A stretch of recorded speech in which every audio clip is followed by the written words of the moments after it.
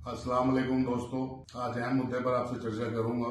चर्चा ये है, जिस पार्टी को मुसलमान मुख्य धारा में लेकर के आए, आज मुसलमानों के खिलाफ जो कानून बन रहा है वक्फ का, उसमें जैन चौधरी साहब ने अपनी सहमति जताई। मैं बड़े मन से कह रहा हूँ, जो सेकुलरिज्म की बात करते थे, आज मुसलमानों की बदौलत यहाँ तक पहुंचे, आज सरकारों में बैठे हैं। आज मुसलमानों ने अपने आप को ठगा महसूस किया, क्योंकि बहुत ऐसी चीजें हैं। सेकुलरिज्म की बात करना बहुत आसान है, जब वोट का टाइम आएगा बहुत ऐसी पार्टी जो सेकुलरिज्म की बात करते हैं, मुसलमानों की बात करते हैं, लेकिन जब मुसलमानों को जरूरत होती है इनकी, आज मुसलमानों की जरूरत थी इनकी, जो मुसलमानों के खिलाफ ही कानून बन रहा है, तो इनको डिसीजन जो लेना था वो सोच समझ करके डिसीजन लेना था। सरकार तो आती जाती रहती है, आज सरकार में बैठे हो, कल सरकार रहे या ना रहे, लेकिन आप चौधरी चरण सिंह के बताए हुए रास्ते से भटक गए। मैं हाथ हूं आपके फैसले से, मुझे बड़ा दुख पहुंचा है और बड़े मन से कह रहा हूं, क्योंकि कहीं ना कहीं मुसलमान आपको अपनी आंखों का तारा समझ बैठे थे और मुसलमान के दिमाग में कई चीजें थी। खासतौर से पश्चिम उत्तर प्रदेश के अंदर 10 विधायक बने आपकी पार्टी के, और कोई ऐसी सीट नहीं है जिसपे मुसलमान अच्छा खासा वोट बैंक ना हो, निर्णायक वोट बैंक ना हो, और मुसलमान ने वन साइडेड वोट किया, आपको 10 विधायक बनाए। आप सरकार में जो बैठे हैं सिर्फ इसी वजह से बैठे, आपके पास 10 MLA हैं, लेकिन आपने जो फैसला लिया है, आज मुसलमान बहुत आहत है आपके इस फैसले से।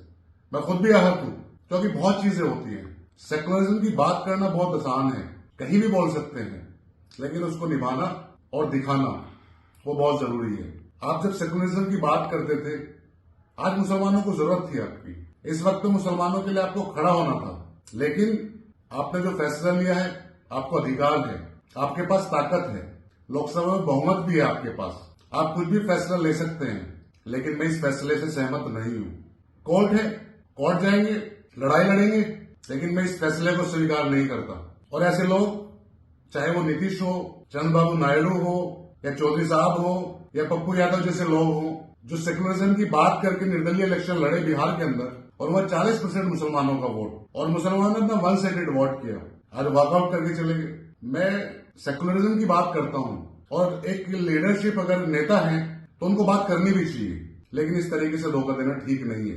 मैं तो यही कहूंगा कि जो ये कानून बना है, मैं इसके खिलाफ हूं। ऐसे कानून नहीं बनने चाहिए हिंदुस्तान के अंदर, क्योंकि इससे कई चीजों पे बहुत फर्क पड़ता है। एक भाईचारा खत्म होता है, उस भाईचारे को हमें नहीं खत्म करना चाहिए। सबसे बड़ी बात यह है कि मैं बड़े मन से आज राष्ट्रीय लोकदल से इस्तीफा देता हूं, पार्टी का प्रदेश महासचिव हूं, और पार्टी के जो सदस्यता है उससे मैं आज इस्तीफा देता हूं। और मैं तो यही कहूंगा, कोई भी ऐसे लोग, कोई भी ऐसी पार्टी हो, चाहे वो बड़ी पार्टी चाहे छोटी पार्टी हो, जो आपके साथ ना खड़े हो, तो आपको उसको छोड़ देना चाहिए, उसके साथ नहीं रहना चाहिए। जब इलेक्शन का टाइम आएगा तो हमें याद कर लिया जाएगा, और जब हम उन लोगों की जरूरत होगी तो हमें छोड़ दिया जाएगा। तो बहुत सेकुलरिज्म की बात करने वाले लोग, तो आने वाले वक्त में इनको कहीं ना कहीं पता भी चलेगा, लोग बताएंगे, इलेक्शन नजदीक है, आएगा 27 में आएगा, तो कहीं ना कहीं मुसलमानों को एहसास कराना भी चाहिए कि जिस पे आपने विश्वास किया, यकीन करा, और आज वो छोड़ के चले गए। तो मैं तो यही कहूंगा भाई, सेकुलरिज्म की बात करने वाले लोग ऐसा काम ना करें। बहुत बहुत शुक्रिया।